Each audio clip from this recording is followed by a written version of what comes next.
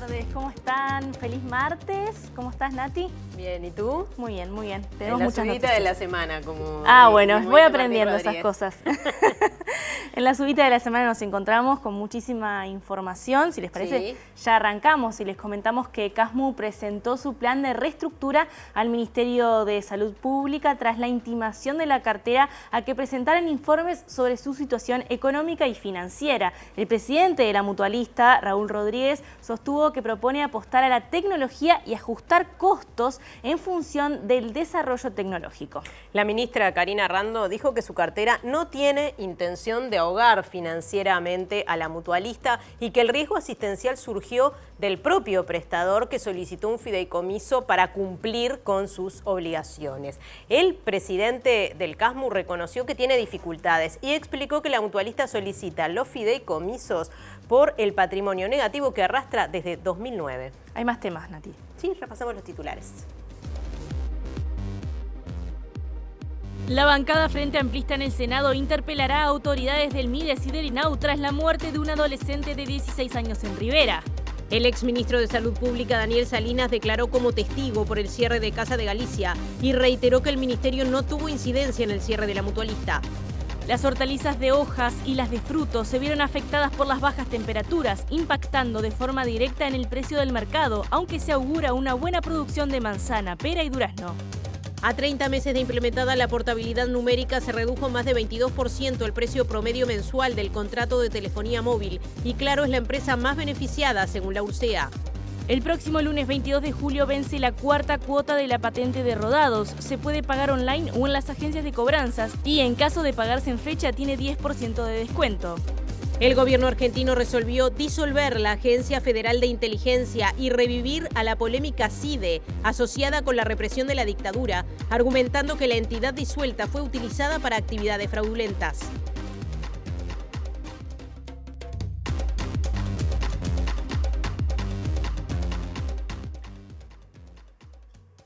Muy bien.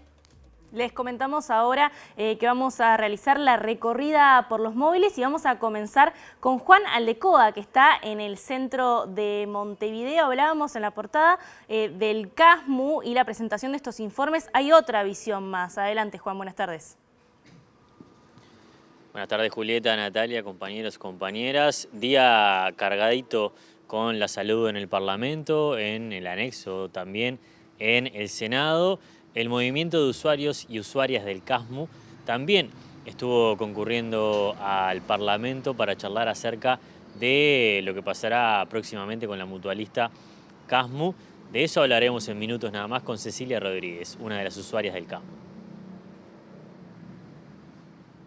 Bien, organizaciones sociales cuestionan al Estado por la falta de garantías con respecto a la muerte del adolescente de 16 años que murió tras una cesárea y estaba al amparo del INAU. La bancada Frente Amplista del Senado interpelará a las autoridades de INAU y MIDES por este caso. Hay muchísimos casos, también con nombre y apellido, de vidas rotas, de vidas que en definitiva a todos nos competen, pero que se están dando bajo lo que debiera ser la protección del Estado. Tenemos un caso que ha sido muy relevante, el caso de la adolescente que falleció en el hogar de Salto a raíz de complicaciones después de una cesárea y en un embarazo en una situación de abuso y de explotación sexual que estaba justamente bajo la tutela de INAU en ese momento. Esta adolescente murió producto de una situación que deberíamos de entender que debió de haber sido prevenida porque no fue protegida adecuadamente y porque no fue reparado el daño que muchas veces genera la violencia sexual, entre ellas los embarazos forzados. Esta es una situación en Uruguay que preocupa muchísimo a autoridades, a colectivos y hay más voces. Por eso tenemos el contacto ahora con la periodista Mariana Abreu, que está en el Prado de Montevideo. Adelante, Mariana. Sí, Sí, estamos en el Prado, Julieta. La plataforma Infancias y Adolescencias expresó en un comunicado, es una red que agrupa diferentes colectivos sociales, preocupación y exigen respuestas por esta situación que se dio, que terminó en el fallecimiento de una joven en Rivera de 16 años que estaba en un hogar del INAU y que también era víctima de explotación sexual. En un ratito vamos a tener la palabra de una de las representantes de este colectivo. Y comenzamos con el desarrollo informativo mencionando algo que, adelantamos al principio del informativo. Esta tarde la directiva del CASMU presentó su propuesta de reestructura frente al Ministerio de Salud Pública con informes financieros el día que se cumplía justamente el plazo establecido por esta cartera. La ministra Karina Arrando dijo que su cartera no tiene intención de ahogar financieramente a la institución y que el riesgo asistencial surgió del propio prestador que solicitó un fideicomiso para cumplir sus obligaciones. La intimación lamentablemente se hizo pública por terceros, ajenos a esta Secretaría de Estado. Cabe destacar también que no se trató de una amenaza, sino de una intimación tal como establece la ley. El riesgo asistencial surge del propio planteo de la directiva del CASMU, quien solicitó un nuevo fideicomiso por $56 millones necesario para cumplir sus obligaciones y algunas de las cuales estaban atrasadas. 3. El Ministerio de Salud Pública no tiene interés en ahogar financieramente al CASMU, todo lo contrario.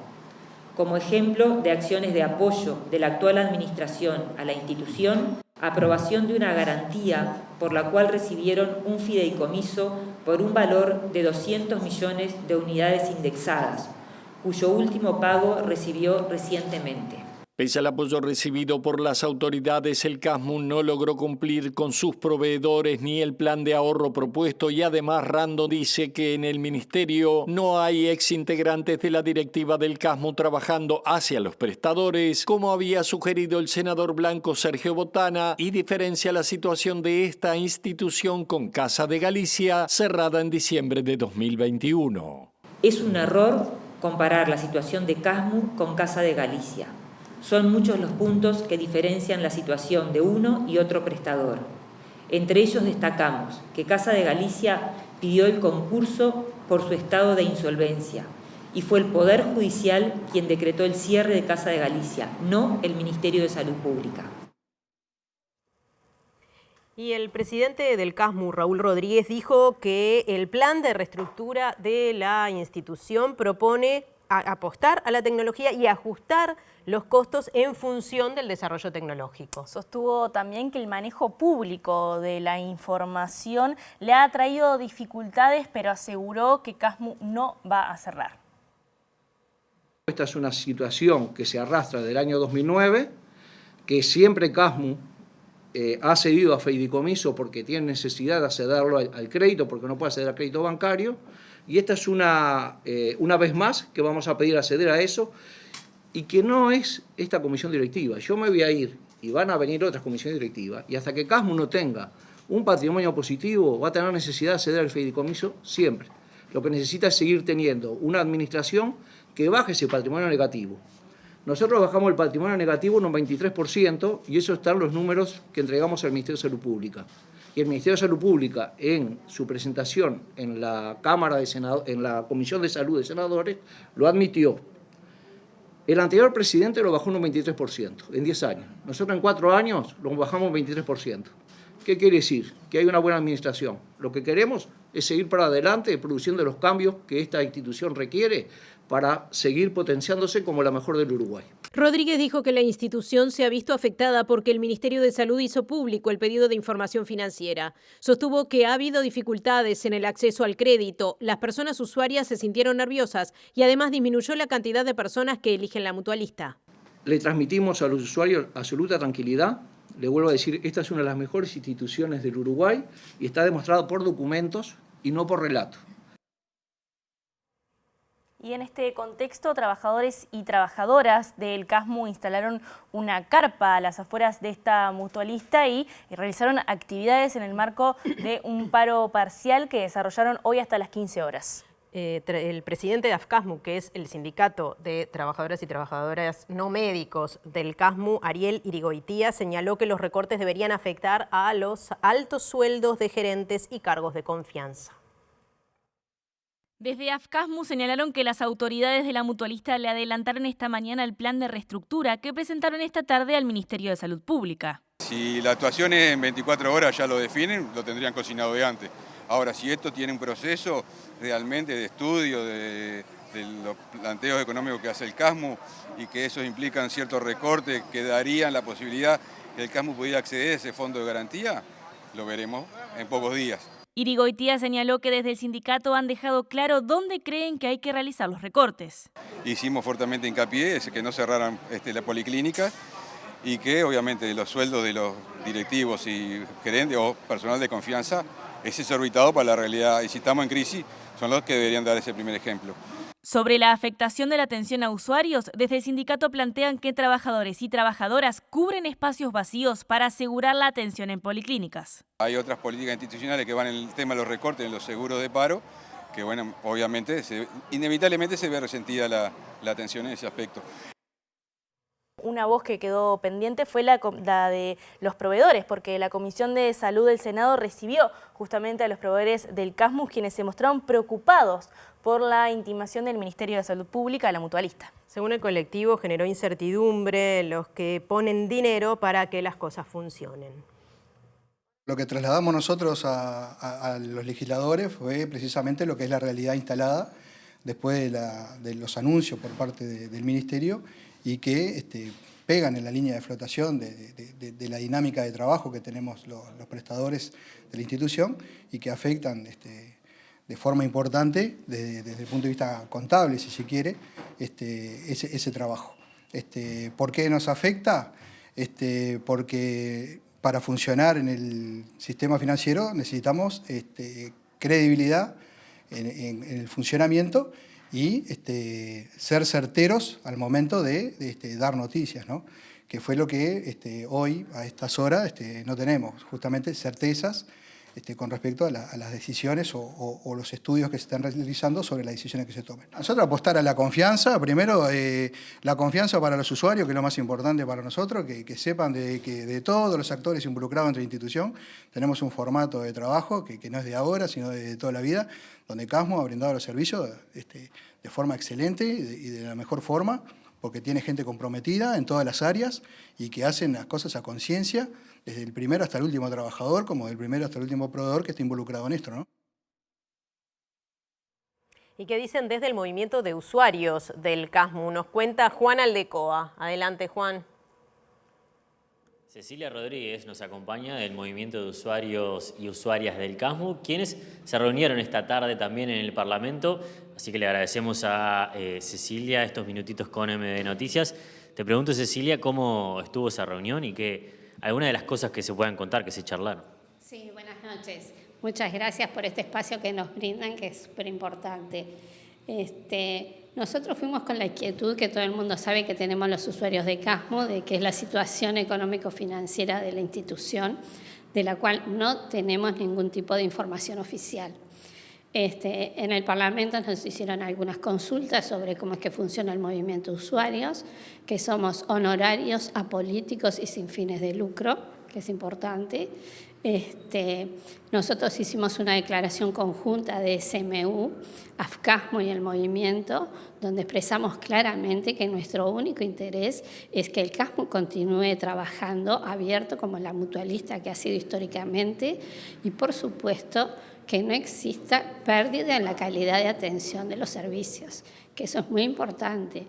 Nosotros no estamos ni a favor ni en contra de la intervención, no vamos a expresarnos desde ese punto de vista, pero lo único que aspiramos es que las acciones que se vayan a tomar sean sin la pérdida de calidad de asistencia, porque nosotros los usuarios hemos tenido ciertos recortes, CASMU ha realizado ciertas reestructuras que en definitiva termina perjudicando a los usuarios. Llamémosle cerrar consultorios como Belloni o Parque Posadas, cierre de centros médicos, como pasó ahora recientemente con La Teja o fue Costa Urbana, restricciones de extracciones para análisis clínicos en algunos centros médicos, lo que lleva a que siempre los usuarios que están más lejos en la periferia de Montevideo se tengan que trasladar a distancias más alejadas, tienen que venir todos al centro o a lugares más céntricos. Aprovecho para preguntarte, Cecilia, por la asamblea que tendrán este sábado. Es en la Intendencia a las 15 horas, este sábado 20 de julio. Algunos de los temas que tratarán en el orden del día. Y además me comentabas algo acerca de la identificación para estar en la asamblea. Sí, como te decía, este sábado 20 de julio tenemos asamblea de todo abierta a los usuarios a partir de las 15 horas en la Intendencia, en el Salón Azul de la Intendencia. Y quiero recalcar, el lugar ese fue elegido por un tema de accesibilidad. Nosotros tenemos que buscar lugares que permitan hacer asambleas que sean gratis, porque somos honorarios. Entonces, dentro de las opciones que manejamos, la Intendencia era la que nos resultaba más cómoda, accesible y céntrica. Somos todos adultos mayores, somos toda gente grande. Para presentarse en la asamblea deben concurrir con la cédula de identidad y un ticket de caja, puede ser de cualquier prestación que hayan tenido, o la aplicación de Casmo. Hay mucha gente que usa la aplicación de Casmo y ahí verificamos los datos. Bueno, la idea está que concurra la mayor cantidad de gente porque la asamblea va a ser para dar un informe de la situación, manifestar las acciones que hemos realizado, las gestiones que hemos realizado desde el movimiento, que han sido varias. Hemos tenido unos cuantos interlocutores en este tiempo. También generar un plan de acción todos juntos y después tenemos necesidad de hacer una nueva asamblea para la elección de autoridades del movimiento porque ya hace 2 años que estamos, entonces tenemos necesidad de renovar.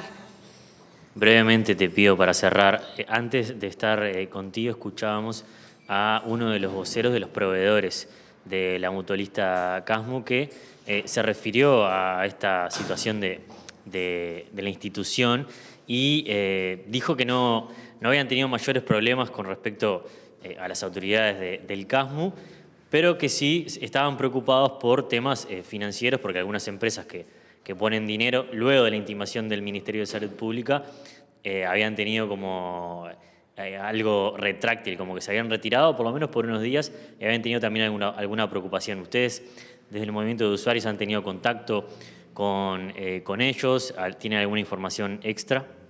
No, nosotros a Juan Corbalán lo conocemos, yo lo conozco de hace muchos años porque fui funcionaria acá, entonces tuve relación con él.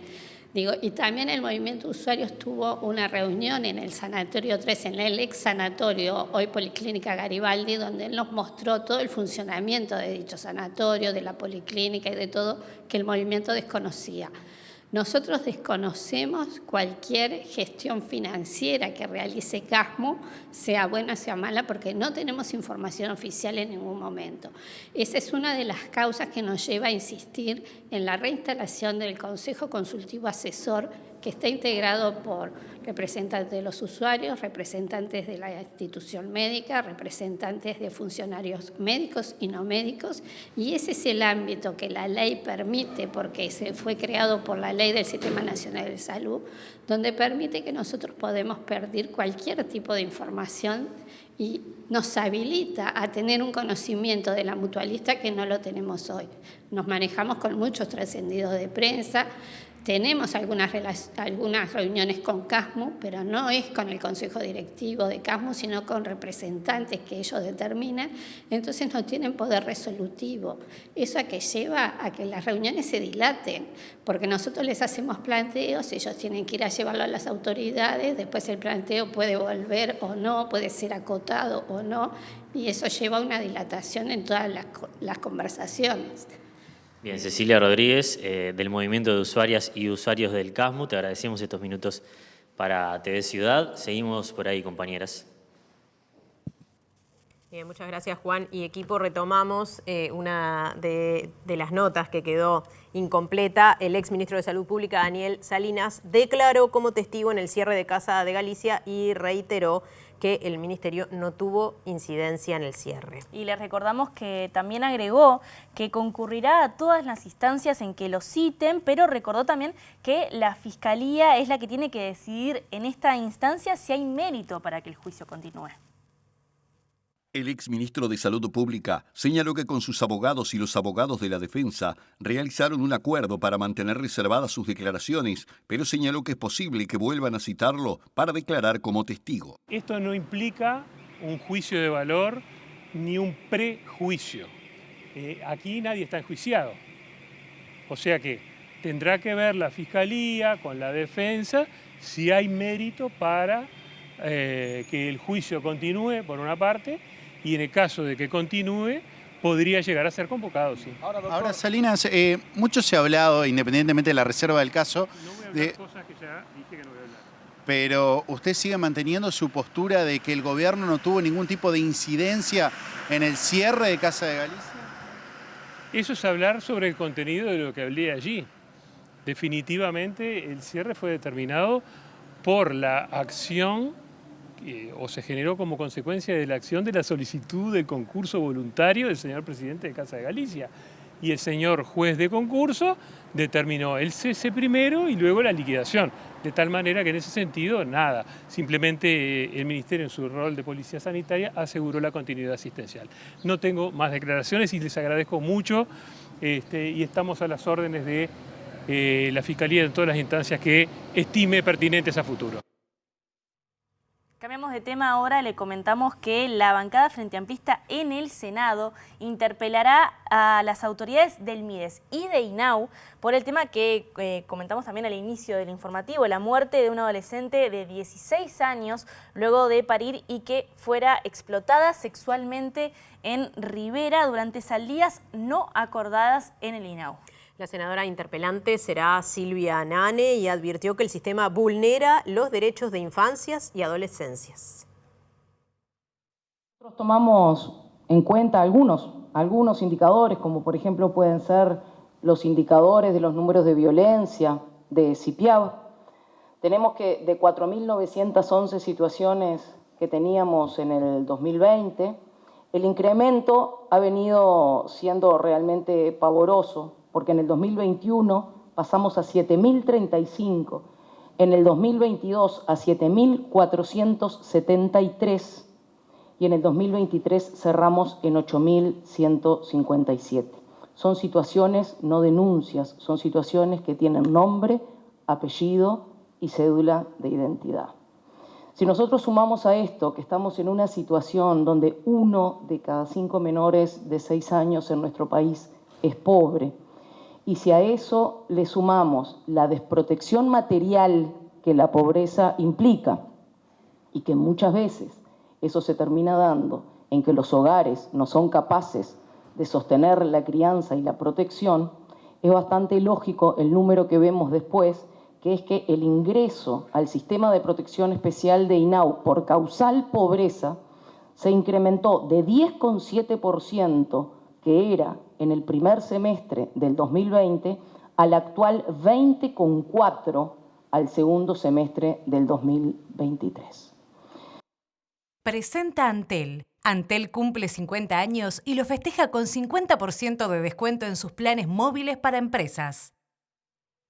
Seguimos en tema. Desde varios colectivos denuncian negligencias en la muerte de esta adolescente en el departamento de Rivera. Mariana Abreu, adelante, contanos.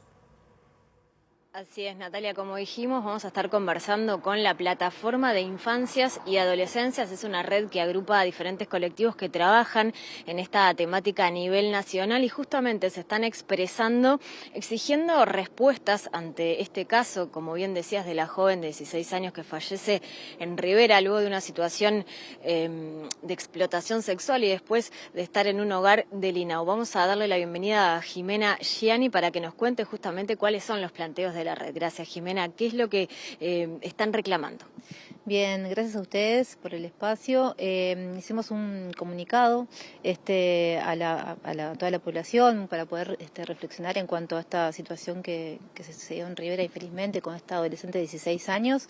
Este comunicado lo que pretende también es poner sobre la mesa algunas situaciones que no son nuevas, que cada vez son más recurrentes y que también nos preocupan y nos ocupan como plataforma, porque bueno, como tú bien decías, es una plataforma que abarca organizaciones a nivel nacional, que trabajamos con niños, niñas y adolescentes, muchas también a nivel territorial, trabajando con la comunidad, e infelizmente el tema de la explotación sexual es algo que está muy presente, y bueno, y esta situación puntual que se da con un desenlace totalmente complejo, más aún cuando hay una adolescente que está bajo la órbita de amparo de INAU, una adolescente que está institucionalizada en esta situación también de explotación sexual. Sabemos también que Rivera y bueno, otros departamentos en esto de la frontera seca es un lugar donde la explotación sexual está muy presente, así como también situaciones de crimen organizado, ¿no? Lo que tiene que ver con el narcotráfico, microtráfico, y bueno, y cómo estas adolescencias son captadas fácilmente para este tipo de situaciones, ¿no? También es alarmante tener esta situación cuando hay un Estado que debe ser garante de los derechos de los niños, niñas y adolescentes, cuando hay un instituto que es rector en políticas públicas en esta temática, y bueno, y también esta situación que se da, un embarazo de alto riesgo, producto de estas situaciones de abuso. La muchacha Jimena fallece luego de una cesárea de urgencia y recién conversábamos fuera de micrófono, bueno, ¿en dónde se deben hallar estas responsabilidades, ¿no? Por un lado están los organismos del Estado, también la sociedad, diferentes instituciones que estaban en contacto con la muchacha, los centros de salud, educativos, etcétera. Sí, eso mismo, es una cesárea que infelizmente se da con este trágico desenlace. También entendemos que bueno, que cada actor social, institucional, debe tener siempre presente la posibilidad de denunciar situaciones, de actuar a rajatabla, bajo protocolo. Sabemos que también el Ministerio de Salud Pública tiene determinados protocolos para denunciar determinadas situaciones, y también en esto de, bueno, cómo estas adolescencias, que no son cualquier adolescente, no es una adolescente de clase media o de clase alta, que tiene otros recursos a nivel económico, a nivel afectivo, a nivel en el día a día de cómo sobrellevar algunas situaciones y tener acceso a determinados servicios o a determinada atención. Cómo también se puede dar en esta situación una negligencia o una omisión de asistencia, o situaciones que realmente puedan como complejizar el desenlace de una intervención que en teoría debería ser más simple, ¿no? Pero bueno, infelizmente se dio con este desenlace que lamentamos, y que bueno, también nos queda ese interrogante: qué va a pasar con esa bebé, ¿no? Que hoy está viva. Recién compartíamos la noticia, la bancada de senadores del Frente Amplio va a promover una interpelación a autoridades del MIDES y del INAU por este tema. ¿Cómo están viendo este posicionamiento por parte de actores parlamentarios? Bien, nosotros en el día de mañana vamos a tener un plenario de la plataforma y quizás veremos más en profundidad esta situación. Entendemos que este tema hay que darle un tratamiento de urgente consideración. Realmente merece una discusión, merece un intercambio en profundidad, que cada quien pueda evaluar estos protocolos de intervención respecto a las salidas no acordadas cuando se dan dentro de la órbita de INAU, respecto a la atención de la coordinación oportuna en materia de salud, respecto a la prevención de estas situaciones de explotación sexual.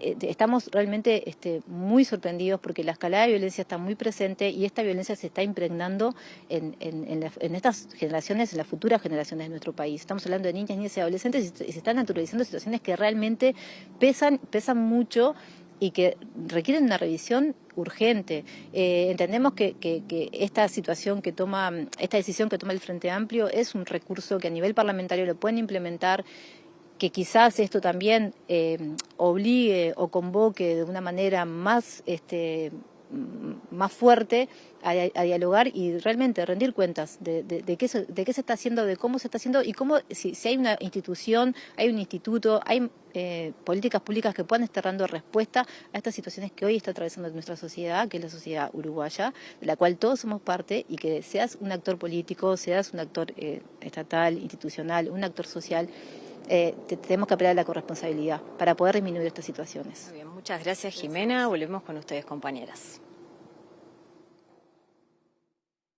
Presentó Antel. Antel cumple 50 años y lo festeja con 50% de descuento en sus planes móviles para empresas. Les contamos que la diputada Frente Amplista, Cristina Lustenberg, espera que su proyecto de ley de garantías para la primera infancia y adolescencia, que ya cuenta con media sanción en diputados, se apruebe en el último periodo parlamentario. Señaló que apuesta a que haya compromiso de parte de todos los actores para atacar la pobreza que, según el INE, afecta a unos 17.000 niños, niñas y adolescentes en nuestro país. El presupuesto se mira de forma compartimentada de cuánto se le asigna a salud, a educación. El INAU, de verdad, hoy está en una situación gravísima de falta de recursos humanos, de una asignación presupuestal. De verdad que en cada rendición de cuentas estamos más preocupados sobre la situación de los niños, niñas y adolescentes que están bajo los sistemas de protección del INAU. Se han asignado, a partir del año 2021, 50 millones de dólares por año en una partida que es el programa 404 hacia primera infancia, y se ha ejecutado muy poco, Wilmar. No me convenzo que en un país donde cada vez nacen menos niños no podamos garantizar el piso básico de oportunidades para que los niños tengan derecho a ser felices, a tener una alimentación adecuada, a tener una educación de calidad. La desigualdad en infancia es donde más se ve. Cuando uno va desagregando todos los indicadores de infancia, cuando uno, por ejemplo, en Montevideo los desagrega por todos los municipios, vemos los municipios de la franja costera tienen indicadores de Dinamarca, de los países más desarrollados. Y uno se va un poco más allá, a los municipios del cinturón periférico, y vemos la pobreza que es 5 veces, estamos hablando de municipios que casi tienen el 50% de los niños y adolescentes viviendo por debajo de la línea de la pobreza.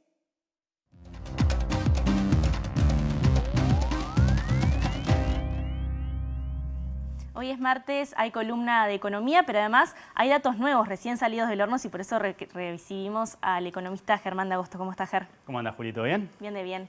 Bueno, venimos con datos importantes para la población. Sí, vamos de nuevo, a partir de un informe del INE, podemos desentrañar un poquito más qué es lo que hay detrás de los números que en general miramos en términos promedio para entender las disparidades que hay. En este caso, las disparidades las vamos a abordar desde una perspectiva geográfica. Lo que tenemos acá, por ejemplo, es la foto, y digo la foto porque estamos mirando el dato correspondiente al último trimestre, ¿sí? Y esta es la tasa de actividad. La tasa de actividad es el indicador que utilizamos para reflejar la evolución de la oferta laboral. Básicamente se construye como las personas que están buscando activamente empleo, ¿sí?, pero no consiguen, es decir, los desempleados, y las personas que están justamente empleadas, ¿sí?, en relación a la población que está en edad de trabajar. En nuestro país, los mayores de 14 años. Entonces, esos son los porcentajes que estamos viendo. La población que está activa por municipio en relación a la población que está en edad de trabajar. Y acá nos quedamos simplemente, tapamos lo del medio, para mostrar justamente las brechas que existen entre los municipios que tienen tasas altas de participación y los municipios que tienen tasas bajas de participación. En particular, si tomamos los dos extremos, hay una diferencia de 11 puntos porcentuales entre el municipio A, que es el municipio que tiene peor indicador, porque es la tasa de actividad más baja, ¿sí?, y el municipio B, que es el municipio justamente que tiene la mayor tasa de participación dentro del mercado laboral. Son 11 puntos de diferencia, ¿sí?, y esa diferencia se traslada, si vemos ahora en la siguiente placa, a la variable que utilizamos para reflejar la evolución de la demanda laboral. Ahora estos porcentajes lo que reflejan es el número de personas que están ocupadas de cada municipio en relación a las personas que están en edad de trabajar de ese mismo municipio. En este caso, la diferencia entre las puntas, ¿sí?, es mayor, son 13 puntos porcentuales. De nuevo tenemos la mayor tasa de empleo en el municipio B, ¿sí?, y la menor tasa de empleo en el municipio A, apenas un 54%. ¿Sí? Quiere decir que de toda la población que está en edad de trabajar en el municipio A, apenas la mitad efectivamente está trabajando. Sí. Se vuelve a repetir de alguna manera esto del centro y la periferia en un departamento tan chiquito como es Montevideo, ¿no? Exacto, acá las disparidades justamente porque acá estamos haciendo foco en Montevideo, ¿sí? De hecho, la raya que corta punteada es el promedio para Montevideo, lo que muestra justamente lo que queda por arriba y lo que queda por abajo, es decir, lo que no vemos cuando miramos los promedios, pero naturalmente esa distribución geográfica es la que vos estás señalando, eso se ve patente en este caso, y estamos hablando de Montevideo, no estamos hablando a nivel país, ¿sí? Ahora, en la siguiente placa tenemos otra foto, ¿sí?, que tiene que ver con la tasa de informalidad. De nuevo, acá tenemos ordenados de menor a mayor los municipios. Para tener una idea, la tasa promedio de informalidad en Montevideo es de 14%, a nivel país es del 21%, es decir que a nivel país están más dentro de aquel costado que dentro de este. Pensá que hay departamentos que tienen 50% de informalidad, ¿sí? Montevideo es un departamento con informalidad muy baja, de los más bajos, pero fíjate la heterogeneidad que hay entre el municipio A, de nuevo, un cuarto de los trabajadores son trabajadores informales, no están dentro de la malla de protección social, y apenas un 5% en el CH, ¿sí? Entonces hasta acá tenemos como la foto del último dato. Si vamos una plaquita más, vamos a empezar a meternos con la película, porque, bueno, naturalmente es interesante tratar de entender cómo están evolucionando, en particular los municipios de las puntas. ¿Por qué las puntas? Porque estamos tomando el municipio con la mayor tasa de empleo, ¿sí?, y el municipio con la menor. Acá en este caso estamos de vuelta mirando oferta laboral. Fíjate que ese repunte que hay en el municipio A, que es el que tiene la tasa de participación más baja, ¿sí?, puede estar dando unas pistas sobre lo que es el aumento de la informalidad, ¿sí?, o la dinámica de la informalidad en el último año, ¿sí? Una recuperación de empleos informales, que es lo que vemos con el aumento de la participación, ¿sí?, y una disminución que estamos viendo con una brecha que se cerró en relación a los últimos meses, pero de alguna manera sigue siendo de 11 puntos porcentuales. ¿Sí? Pensé que iba a impactar más algunos planes, los que se ha hablado mucho vinculados al trabajo, pero que son temporales y que no son informales. Eso lo vas viendo distintas dinámicas y a veces te lo perdés con los datos, ¿sí?, porque en realidad estamos justamente tratando de mirar en promedio para que no se nos pierda con el ruido mensual que justamente es inherente a la propia medición, en particular cuando son poblaciones chiquitas como la de los municipios, ¿sí? Entonces ahora vamos de vuelta, una plaquita más, tenemos la misma, ¿sí?, pero en el caso de la demanda laboral, esta es las personas ocupadas, ¿sí?, en relación a la población que están a trabajar. Si te fijas lo mismo, ¿no?, los cambios mayores se dan en el municipio A, que es el que tiene peor indicador, ¿sí?, hay una recuperación, ¿sí?, y ahora hay una caída de nuevo con una brecha que, si bien se cerró, sigue siendo relevante, es la brecha que hablamos hoy de 13 puntos porcentuales, pero si te fijas, esa dinámica y ese ruido puede tener que ver justamente con la hipótesis que vos estás desplegando, ¿sí? Y ahora vamos una más para terminar, ¿sí?, y tenemos el tercer indicador que utilizamos para medir la temperatura del mercado laboral, que es justamente el más famoso, la tasa de desempleo. Y acá de vuelta estamos tomando los dos municipios que están en las puntas. El municipio CH es el que tiene la menor tasa de desempleo. Si te fijas, el último dato, 4,8%, creciendo en el último año, ¿sí?, en lo que va de 2024. Pero si te fijas, el municipio A, que de vuelta es el que tiene peores indicadores en las tres dimensiones, lo que tenés es una tasa de casi el 11% y en particular un aumento bastante pronunciado. Si te fijas, es mucho mayor el aumento del desempleo en ese municipio que en el promedio de la economía y en particular en el municipio CH. Así que de alguna manera estos informes nos permiten meternos un poquito más y tratar de entender, bueno, qué hay detrás de esos promedios, en particular en una ciudad, como vos bien decís, que es pequeña, las distintas realidades que naturalmente se trasladan luego a otras variables socioeconómicas, como hablaba recién, en términos de pobreza, en términos de ingresos, en términos salariales, todo lo que uno puede de alguna manera tratar de entender desde el punto de vista de la heterogeneidad, en este caso regional del mercado laboral. Bueno, estos datos nos dejan mucho para discutir en términos de políticas también. Gracias, Germán. Muchas gracias a vos. Hasta la próxima. Bueno, continuamos ahora con Natalia Noves.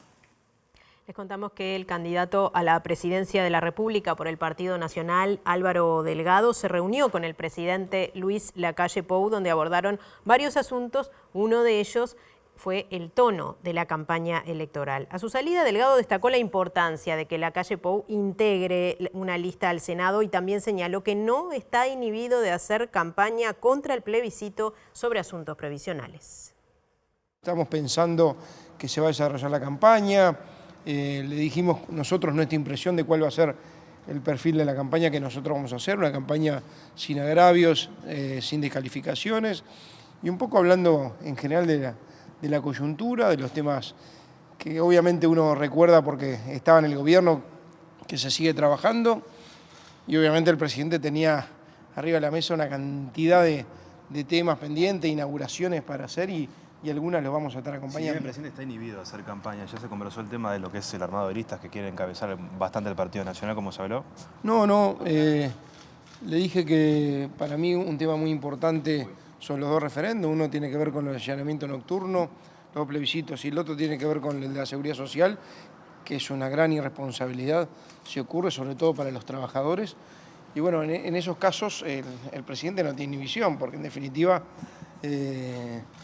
son iniciativas que promovió este gobierno y son leyes son iniciativas que se están, mejor dicho, plebiscitando con las elecciones. Así que veremos más adelante qué decisión toma al respecto. Para mí es importante que el presidente dé su opinión en estas cosas, lo puede dar. No tiene que ver con tema electoral, tiene que ver con temas de legislación, sobre temas nada más ni nada menos que la seguridad económica del país y la seguridad de que los trabajadores tengan la posibilidad de jubilarse en el futuro y en otro caso la seguridad pública con el tema de allanamiento nocturno. ¿Adelantó si va a hacer campaña el presidente?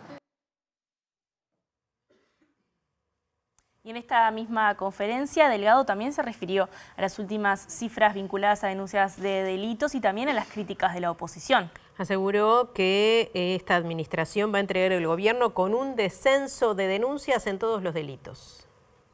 Algo que hicimos fue no tocar a aquellos que son los que procesan los datos de denuncias para que la gente no pueda generar la suspicacia en nadie, en el sistema político, en el ciudadano, que estamos manipulando un dato. Este gobierno va a hacer algo que hasta ahora no pasó en ningún gobierno. Le va a dejar al siguiente, o sea, nuestro gobierno, le va a dejar por primera vez del retorno a la democracia menos de denuncias de delitos de las que recibió. En rapiñas, en hurtos, en abigeatos, en hurtos de vehículos y en homicidios. Evidentemente, cuando las noticias, más allá de que todavía falta y hay que seguir trabajando, pero son alentadoras, este es el camino, no hay que cuestionar a quien hace los números, porque son los mismos que los hacían antes. Antes lo que pasa es que le daban números todos los años creciendo y el 2018 y el 2019 fueron los años quizá con más indicadores de denuncias de delitos en Uruguay. Así que en esto lo que hay que hacer es alegrarse como ciudadano, no criticar en función de un cálculo electoral. Bien, y una noticia de hace un ratito, la justicia imputó al intendente de Artigas, Pablo Caram, por el delito de omisión de denunciar hechos de apariencia delictiva ante el pago de horas extras e irregularidades en la comuna. Según publicó el periodista Eduardo Preve, si bien el fiscal Federico Rodríguez pidió 14 meses de prisión, la pena se va a sustituir por trabajo comunitario. El caso refiere al cobro de horas extras del primo de Caram por un monto excesivo en noviembre y diciembre de 2023. En esta ocasión también está involucrada la pareja de este primo de Caram, que es además director de una de las áreas de la Intendencia de Artigas, y este miércoles va a declarar Valentina Dos Santos, que es diputada por Artigas y es también suplente a la Intendencia de Caram y había sido mencionada como una de las posibles imputadas también en este caso. Renunció a su banca como diputada y, como decía, va a estar declarando por su vínculo con la Intendencia de Artigas. Puede que incluso asuma la banca. Que asuma en los próximos días como intendenta de Artigas. Vamos a ver qué sucede. Muy bien. Bien, y como consecuencia de las bajas temperaturas, las hortalizas de hojas y las de frutos se vieron afectadas, impactando de forma directa en el precio del mercado. Así es, la cosecha más dañada fue la del tomate, morrón, pepino y berenjena, pero se augura una buena producción de manzana, pera y durazno, según informaron desde la Unidad Agroalimentaria Metropolitana, la UAMA. Tomate, estamos hablando capaz que subas hasta un 100%, morrón también, digamos, es un poco más alto de lo esperable de un invierno frío. Un invierno frío siempre es esperable que estos productos, por lo que decía, porque de alguna forma estamos forzando a tener producción cuando no es el momento óptimo, siempre tenemos precios relativamente altos, entonces vemos esos incrementos, sí, porque ha habido una sucesión de heladas y de temperaturas frías que no es muy usual, y también que ha habido también un periodo de acostumbramiento, creo, a algunos inviernos más cálidos últimamente, en los últimos años hemos tenido, entonces eso ha sido bueno, digamos, desde el punto de vista de la oferta. Eso también de alguna forma acostumbra al público a tener producción de este tipo bastante numerosa, digamos, en esta época. Entonces también ahora con este frío más severo, como que aumenta la percepción de incrementos y de precios y disminución de la oferta. Presenta Mercado Agrícola de Montevideo, en el corazón de un barrio donde late la ciudad. Mercado de Historias. Mercado de Historia.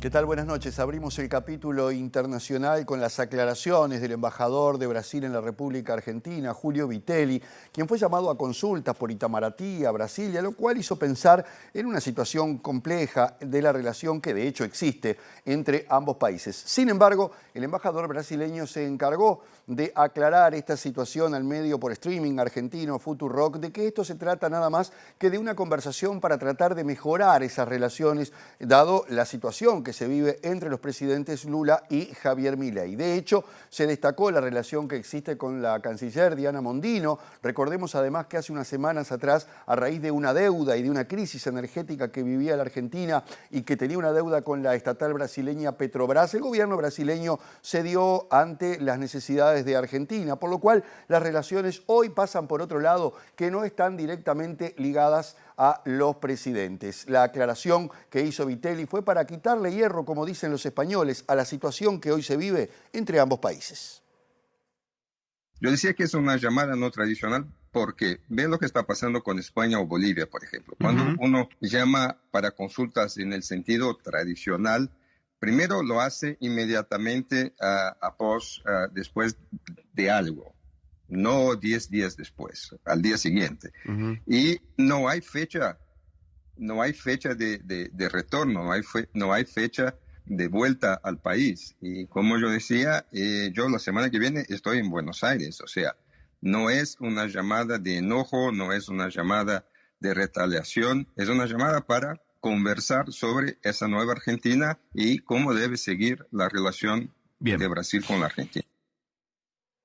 Y la nueva Argentina sigue con los cambios, porque el presidente Javier Milei y su gobierno han decidido destruir o disolver lo que hasta ahora era la Agencia Federal de Inteligencia, que había sido creada durante el segundo gobierno de Cristina Fernández. Esto tuvo que ver también con una reestructuración que agrega 4 agencias que son las que ahora van a mantener la CIDE. La CIDE era el Servicio de Inteligencia del Estado durante la dictadura y vuelve a tener ese nombre, aunque con algunas reformulaciones. No obstante, a muchos les da urticaria este nombre, sobre todo teniendo en cuenta el rol que tuvo la CIDE durante la dictadura.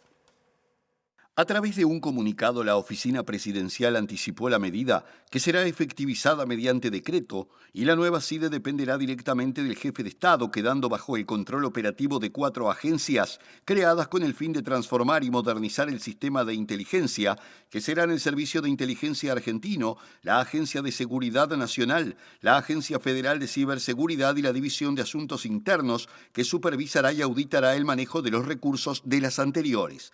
La decisión del Ejecutivo fue adoptada a partir de los resultados obtenidos en el marco de la intervención de la agencia que tuvo lugar el pasado 12 de diciembre, argumentando que la desnaturalización del rol de la agencia de inteligencia durante décadas fue total y que lejos de poner sus recursos al servicio de la protección del pueblo argentino, el organismo fue utilizado para actividades espurias como el espionaje interno, el tráfico de influencias y la persecución política e ideológica, manifestó el gobierno libertario.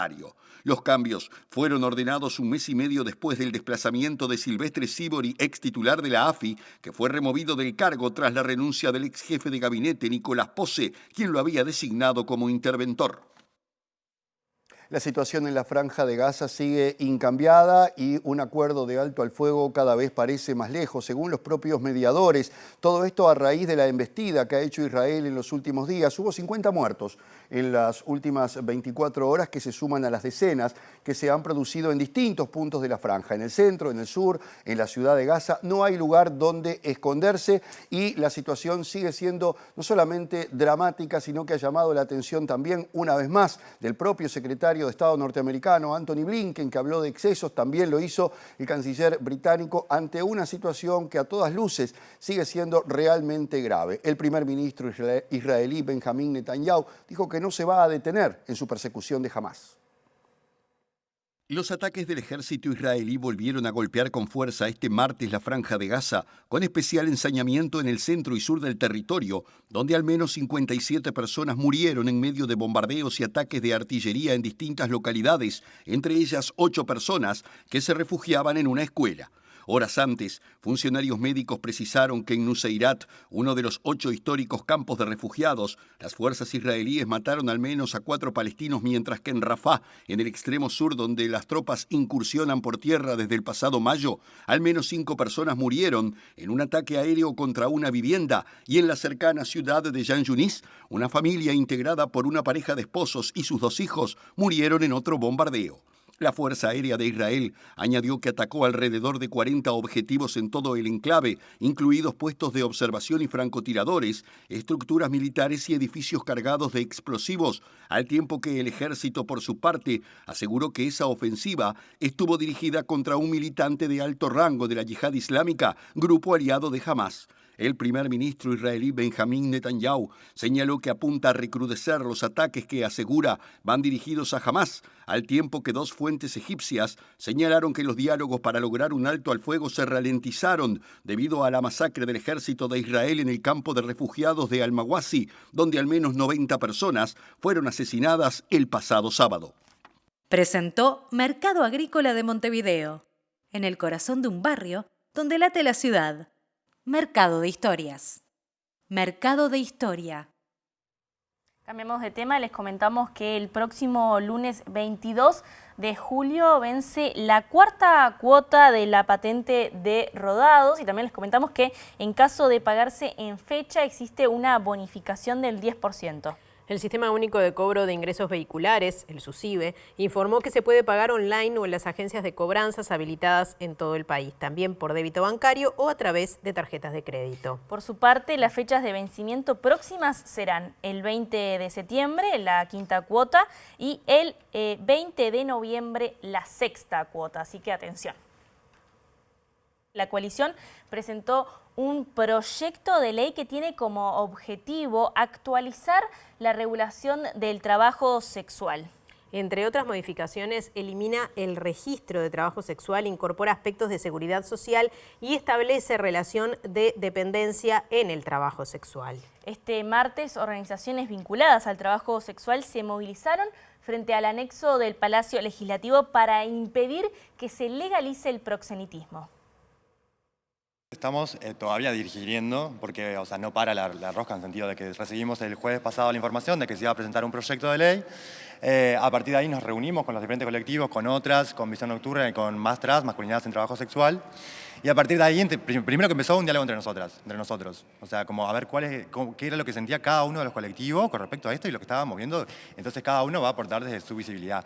Por ejemplo, otras, o Visión Nocturna, por ejemplo, tienen mucho más historia de trabajo sexual, de la lucha. Han perseguido a todo el mundo. No es algo que, no es como que milagrosamente a 1 o 2 diputados se les ocurrió que vamos a hablar de trabajo sexual, siendo que no hay un trabajo, como invisibilizando todo un trabajo. Y esto lo digo que, por ejemplo, ellos dicen que tomaron en cuenta muchas del material que tenían, que habían dejado compañeras, pero eso no puede ser ligado a la libre interpretación también. Inclusive el material que haya quedado de otras compañeras no puede quedar. Porque la persona que va a crear leyes, la persona que va a legislar para demás personas, no puede crear leyes para las personas sin el consentimiento constante y la creación constante y la construcción constante con cada una de las sensibilidades de las personas. Pues si yo soy una persona que me pagan para ser diputado, diputada, lo que sea, y gano y percibo determinada plata y tengo determinada calidad de vida, no sé si va a ser la persona más adecuada para tener la empatía a la hora de percibir los datos, por ejemplo, los anteriores. La lectura va a ser totalmente diferente, porque la construcción es totalmente diferente. Llegamos al final y me imagino que estaban esperando conocer un poquito de qué es lo que va a pasar con el tiempo, en el estado del tiempo en Montevideo en estos días, que ha estado tan... ¿no? Preveníamos un veranillo que... Bueno, desde Inumet ya habían dicho que no iba a ser veranillo, eran temperaturas normales para esta época y así fue, aumentó un poquito la temperatura y es lo mismo que se espera para los próximos días. Mañana miércoles 17 de julio Va a estar nuboso, hay probabilidad de neblinas y la mínima será de 6 grados, la máxima de 17. Y el jueves 18 de julio, un día que va a ser feriado para muchas personas. Bueno, es feriado para todos. Y para no laborable, aparte. Para algunas personas no van a trabajar. Va a estar bastante lindo. Según dice Inumet, si bien va a estar algo nuboso, va a aparecer ese solcito que quizás nos pueda calentar hasta los 19 grados. Bueno, muy bien. Vamos a ver cómo se comporta el tiempo, lo iremos siguiendo de cerca. Nos vamos ahora, Nati, quedan con lado B. Queda ahora el lado B. Mañana el reencuentro con las noticias será a las 8, a las 13 y a las 18:55. Nos vemos. Chau, chau. Hasta entonces.